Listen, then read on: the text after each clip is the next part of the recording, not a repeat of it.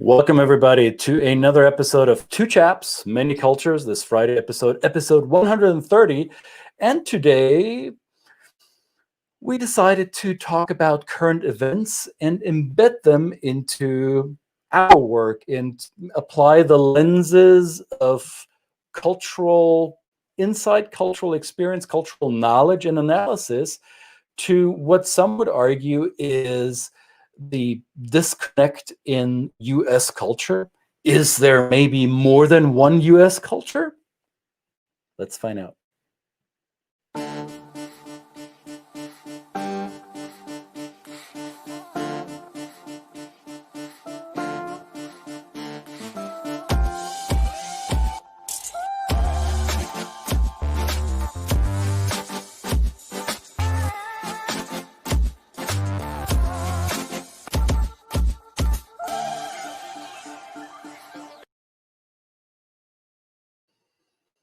Happy Friday.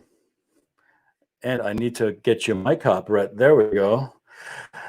So it is Friday, January 8th, and this is 2 days after the United States experienced an almost a coup d'etat, an overthrow of its political system. At least that's the lens through which I make meaning of the event. Others, as we may have noticed by watching the news or reading analysis of what's going on, may have come to a different conclusion. Brett, what other ways of looking at the events of this week might there be? Well, people have used the analogy of the attacks on Pearl Harbor, calling in the day that will live in infamy, and no doubt it will. Mm-hmm. And certainly it's not the only day of infamy that we've experienced in the time that I've been here. Not long after, we experienced the terrorist attacks in New York and other attacks that have taken place. But I think it's up there on that scale, and it should be, to my mind, again through my lens, seen as a terrorist attack on the foundation of the operations of a country that really prides itself on its view or its image in the world of being the light on the hill, and that these kind of things cannot take place. But through many different lenses, we see that it can. Well, that is one side of the analytical spectrum, right? And both you and I know that other parts of US society may take a different approach to meaning making of the event. So some would argue this was a protest of those who feel that they have been left out. Some would argue that the actions that played out on Capitol Hill in Washington on Wednesday are even justified in their violence and their brutality. So there are big pockets of US society who view the events differently than Brett and I do. And that's why it would be smart, because we're not political pundits, even though we are, but that's not our profession.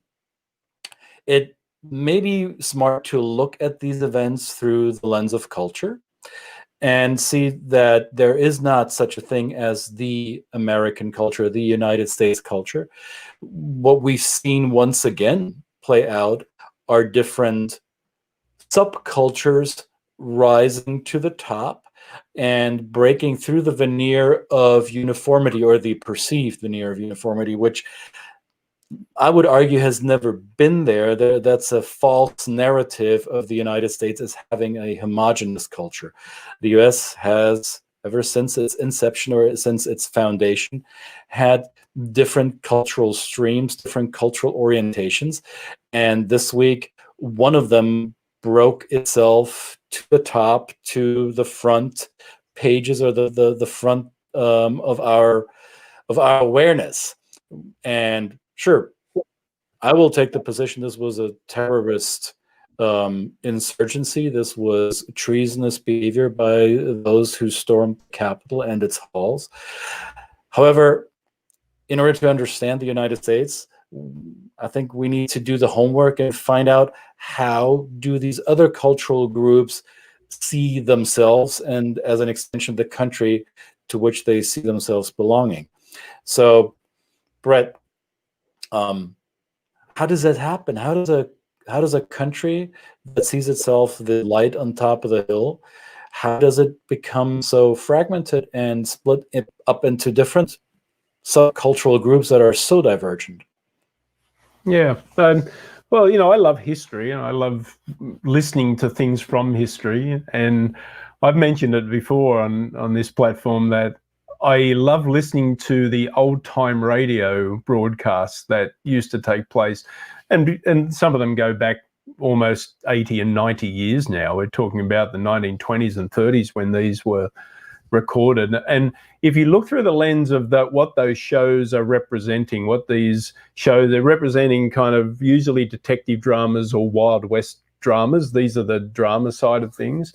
And you see in there a very male-driven, orientated narrative, white male-driven, orientated narrative, and it represents a society that was able to spread across a land and not worry about what it left behind, not being connected to what it left behind early on anyway. Eventually it was put under the same auspices of a government, but it was the Wild West. It was called the Wild West as the country was opened up, because it was always an unknown to those that weren't aware of it. So when you talk about those Western dramas, they are reflective of those. So a male-driven, authoritarian mindset where anything goes. You can do anything, and you cannot be held accountable, and only to a certain degree. But the Wild West with the gunslingers and all this kind of thing, take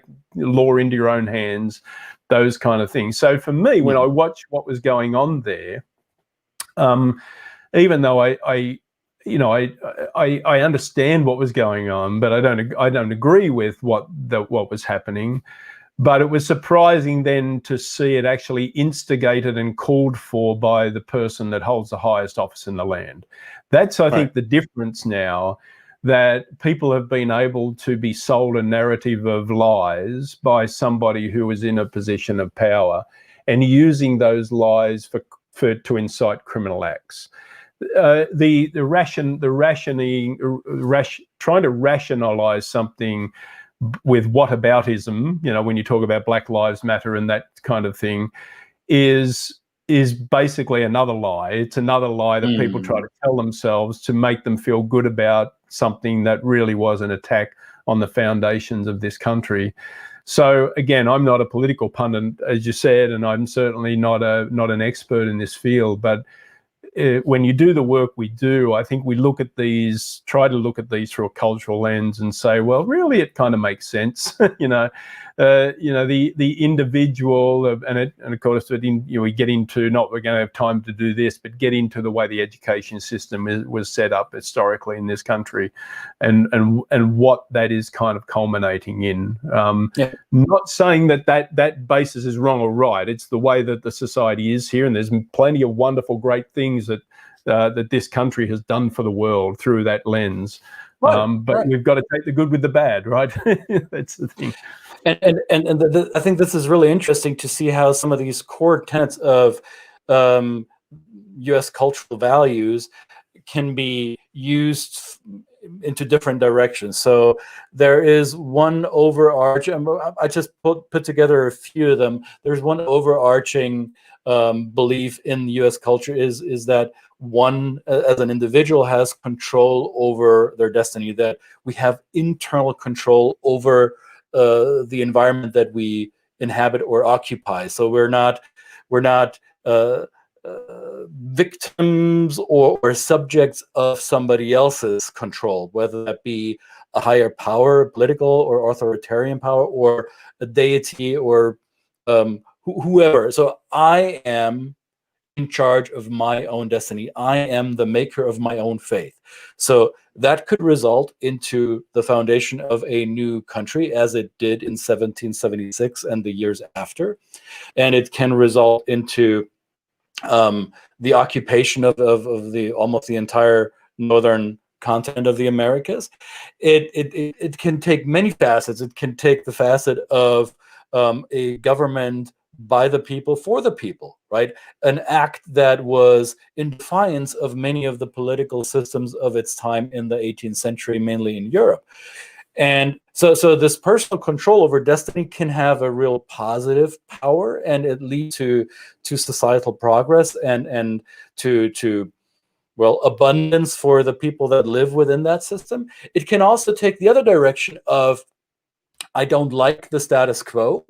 I disagree with what even a majority of the people in our country decided. Let's say the result of the last general election in November of 2020.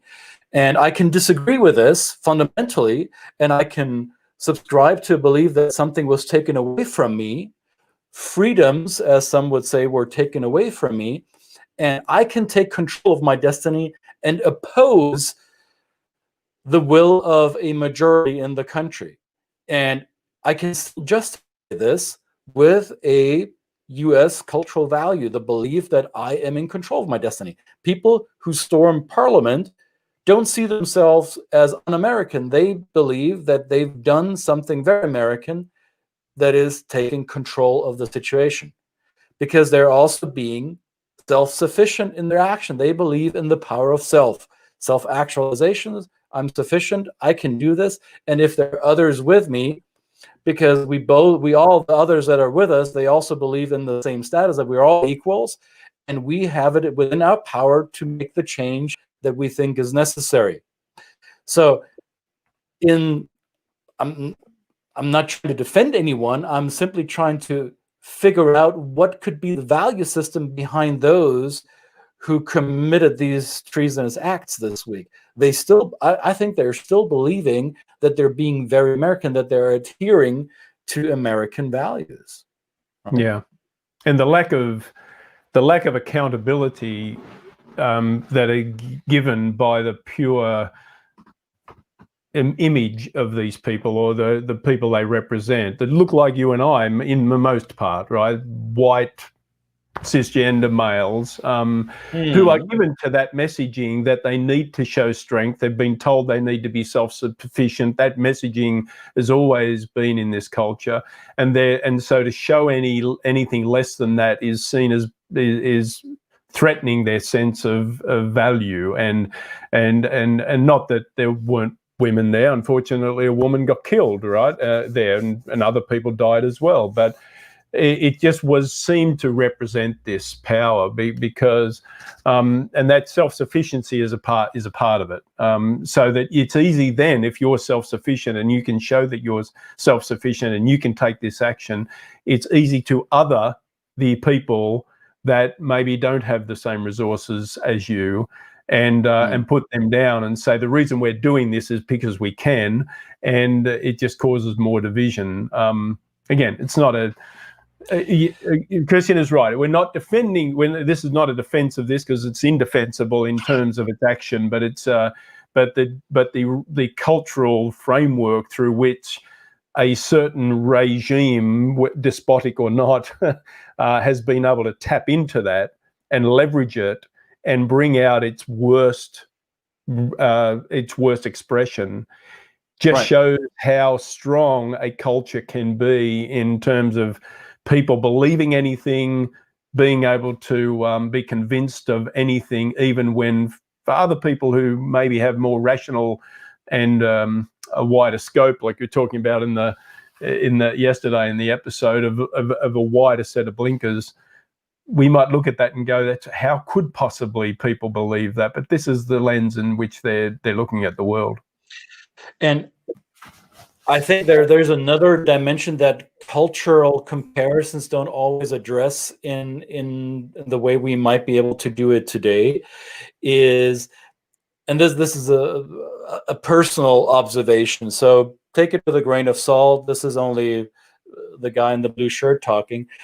I think the gender roles in a society, or the attributes assigned to the traditional gender roles, male and female, they have a strong impact on how situations of crises are resolved.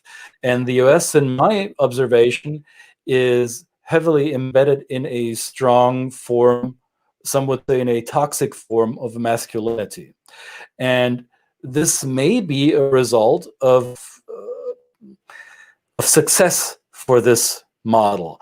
In other cultures, my native culture of Germany and many other European cultures that have experienced horrific events in history, that have experienced destruction, death, conflict, murderous activities amongst each other and within one culture, this belief in the strong male dominance has been shattered at some point in history.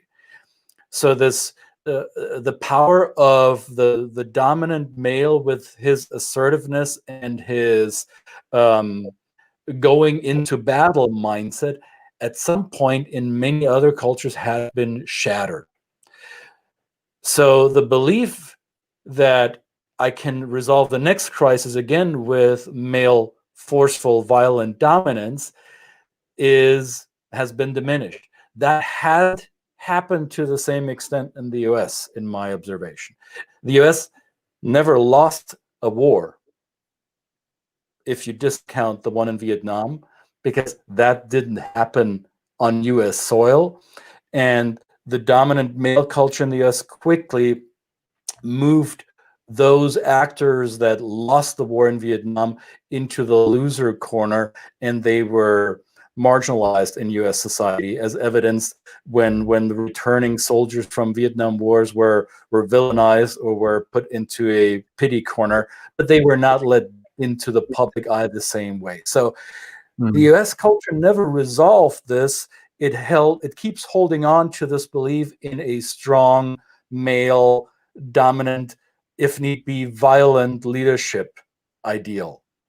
Some would argue, and you could say, and I've read scientific articles around this, some would say this is a fascist role of masculinity. It's definitely toxic, as we have seen this week. So other cultures have found new balances between those traditional gender poles. At least that's my personal observation. How do you feel about this, Brett? Yeah, no, well, I certainly agree with that. And you struggle as somebody, I struggle as somebody who is representative in terms of my external, the way I look, but it is hard to do it. It is hard to live into that. I mean, I can't connect with that kind of mindset because I guess through my education, I've learned the follies that it has brought in the past. So again, is it an education thing? I mean, I'm not solving any question here, but is it an education thing? Is it a knowledge thing? I'm fascinated again with history, so I look at the despotic heroes of the past and see that anybody can see that it's never worked out. It's never really worked out. It's always come to an end. But somebody then comes along and says, well, that's because they didn't do it the right way. Now I'm finally the one that can pull it off. I'm the one that can take control. I'm the one that can do it. But it never works out. I mean, and it hasn't worked out this time either. I mean, right. I'm not ashamed to say that what we've got now was close to a despotic regime, and somebody thought that they could do it themselves the better way. They would be the answer to the way they could deploy power, destructive power, maleness, right? And he tapped into something, and so and it was tapped into because you're right, because he's tapping into a group that have never really known failure. They've been told all the time, as an American, you have the right to run the world, if a country, and if not the world, and you have your God-given right to do this, not just from an earthbound authority, but it is a God-given right. And this brings up something that is I know is a very touchy subject, and I'm very careful in how I phrase it. But if you look at the U.S. Constitution, which clearly create a delineation between what is government power and what is religious power, and there's a clear separation between church and government. And the irony with U.S. history is that this dividing line, which is often upheld when people talk about constitutional rights, hasn't always been followed to the letter of the law. So if we're looking at how the West was won, and I'm bringing up a few slides that Brett and I have used in some of our past webinars. If you look at, you may have seen on Wednesday when these terrorists stormed the Capitol, some of them were carrying a flag back from the day when there was only 13 states. So there was the 13 stripes and you had the 13 stars in a circle. So this goes back to the founding colonies, when those founding colonies turned into what became the United States, and there were only 13 states. And after that, the West was won and people moved west, and what we experienced later in the second half of the 19th century was a civil war that kind of laid the foundation for the divide of the country that we see today. So you might think the Civil War was over in 1865. From a historian point of view, I would say it's 2021, and we're still dealing with the outcome of the Civil War. So convince me otherwise, I'd be happy to have that conversation with you. Now, this westward movement that happened in the 19th century, government institutions and religious institutions were unable to keep up at the speed at which the West was expanded into. Right. So we had the rule of the gun. We had the quote unquote Wild West. We had the rule of the assertive male figures who took charge because no other power structure was available. And church or faith systems moved along with that. There was no organized religion that could keep up their infrastructure with this fast moving expansion into the West. So the layman or the lay priesthood and the lay free churches evolved rapidly, and they deviated from the original dogma of other faith institutions. Evidenced today, you go into any part of the United States and you see a multitude of different Christian denominations. You obviously also see other religions, but the US is predominantly a Christian society. And this dividing line between what is government power and what is religion hasn't always been separate the way the Constitution had set it out to be. And as you said, Brett, some believe that it's their God-given right. There is a religious aspect to that form of predominantly white entitlement to power, or to the right to defy the results of an election, right? So this is, if we watch this from outside, or for us as immigrants watching it from the inside, we may struggle with this. And yet, for those who are actors in this insurgency, for them, they feel perfectly right about this. They don't have an iota of doubt about their actions, because they believe, they have a feeling of certainty that what they're doing is right. Yeah, it's ordained. No, and it is ordained by some higher power, right? Right. And people will say, they'll say, it's in the Constitution, this is a Christian country. Well, nowhere in the Constitution does it say it's a Christian country. But people who haven't read the Constitution say that because on the outside it gives them the sense that that is some kind of ordained identity, and it's not.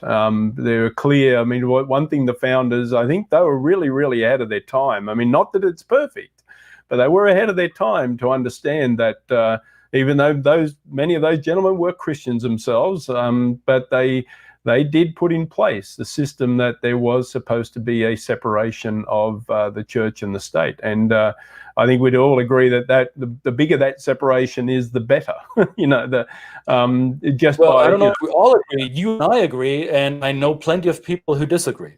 And right. The multitude, the diversity of opinion in this country will show you. right? Yeah, absolutely. But it's just, I'm talking about just the fact that it's not, there's nowhere in there that says that this is a Christian country, therefore, but the separation, yeah, right, that part where, yes, that is my personal opinion, it should be very separate. Because laws can't be made through dogma, because dogma is many, many thousands of years of old and has no place and relevance in today's society, that has to be managed in a purely technical way. And so you can't use dogma to do that. But the more people massage it to try and bring dogma into the lawmaking process, the messier it gets. And so it makes it hard. I mean, I couldn't be a lawmaker. I don't think I could. I would be ever built for politics, because to me, you know, there are certain things that I hold true as, you know, I'm not a moral person. I don't pretend to have any more moral high standing over anybody else, but I just, things that I feel that you have to give up in terms of being a politician. I enjoy the, you know, so it's just it'd be a difficult job. I don't for any part of my life think that underestimate the value that politicians bring in. I think they're given a bad rap. That people have to be politicians. We need to have people that represent us and serve us, right? And that's their job. But tough job, especially in these kind of cases, right? And you can see even on the there was even a breaking point for many of them who probably up till now have sympathized with this type of terrorist insurgency type of action, because it really wasn't real when you were talking about it. Now it's become real. Now people are, you know, all of a sudden finding their moral compass and saying, well, that's not really what I meant. Well, it's exactly what you meant. Well, I mean, the rats fleeing the sinking ship now. I think you've been sending your messages quite clearly for the last couple of years, and as you were talking about church and government and dogma and education, I think it was the education secretary who resigned yesterday, Ms. DeVos, who was advocating for more Christian or religious schools, so thereby undermining the constitutional principle of the separation, right? So there's so many cultural subtrends, and I mean, even though it may have sounded to some of you as if I were defending people's actions, I'm an observer. Brett and I, we're observers of what's going on with groups of people and their behaviors, and I'm as many of us living through these times, we're trying to make sense of what we're experiencing, right? And yet I do want to use our platform for whatever it's worth. I would like to make it clear to anyone watching that I strongly object to what went on this week, and I made a few posts on social media which I think make it abundantly clear where I stand, but let me repeat it here. So the symbols that we've seen amongst these stormtroopers that went into the halls of our democracy and our republic, from the guy in the Chewbacca bikini to the other guy with an Auschwitz shirt, all the symbols that were on display are symbols of treason, are symbols of betrayal to the values that this country was built on. And these symbols include those of a certain political leadership figure. These symbols include campaign insignia of one political faction in this country. So if you feel that these symbols represent your values, to me, you're a traitor. You may have been able to hide for 4 years behind the illusion that, well, some people, good people on each side, right? Remember Charlottesville? It's only been 3 years. We've come full circle. So there is no more hiding behind any excuse.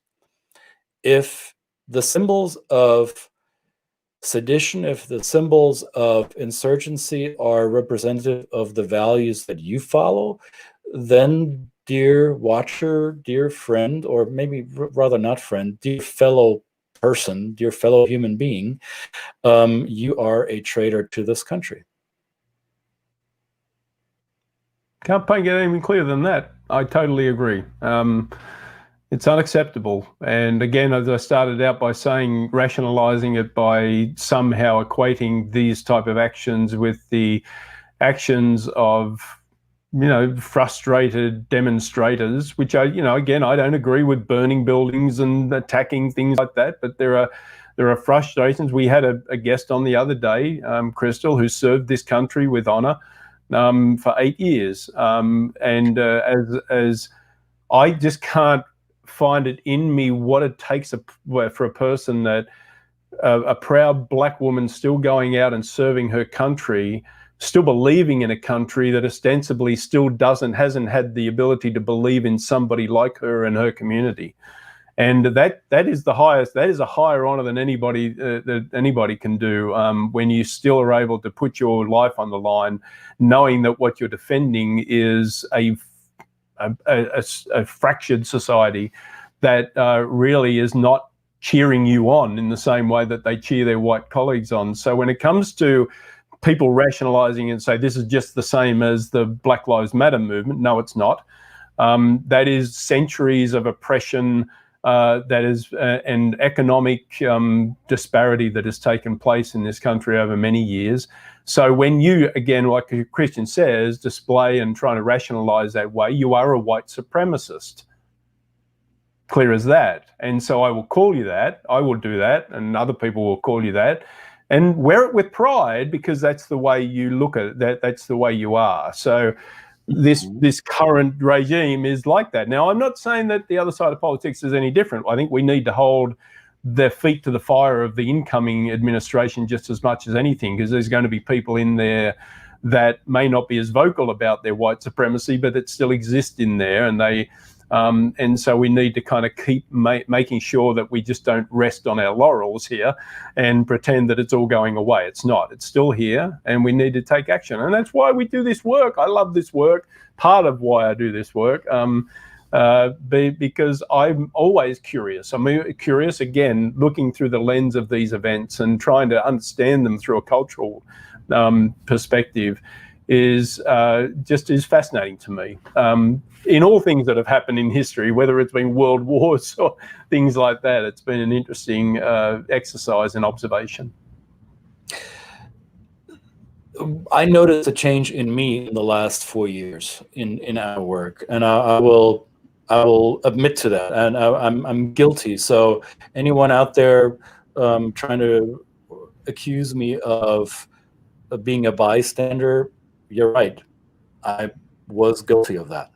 Because 4 years ago, I believed this is a fluke, and we will come to our senses, and we have not. So minimizing it or belittling or laughing about it didn't work at all. What also doesn't work, and I tried this as well, is engage with those who have different beliefs and different values and still try to justify the actions of this week or make other forms of excuses. It is a futile attempt to try to reason with insanity. I don't know who needs to be attributed with this quote, but it's don't wrestle with pigs. We will enjoy it, and you'll get dirty. Right. So it's a futile attempt. So I'm going back to our mutual. We're both fans of a guy called Seth Godin, and there is this idea of building and expanding a tribe. So people like us do things like this. What we're doing here is what we do. So if you're people like us, and if you do things like this, you're part of your tribe. We're part of yours. You can be part of our tribe. I think the goal, at least that's how I see it, the way to improve from where we are now is to grow our tribe. Yeah. And let's not call it a tribe. Let's call it a circle of people.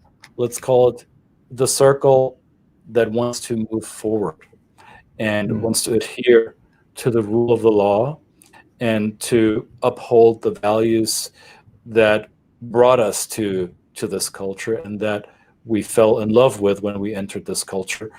So if you're like us, if you're people like us, then you do things like this, and let's be part of each other's circles.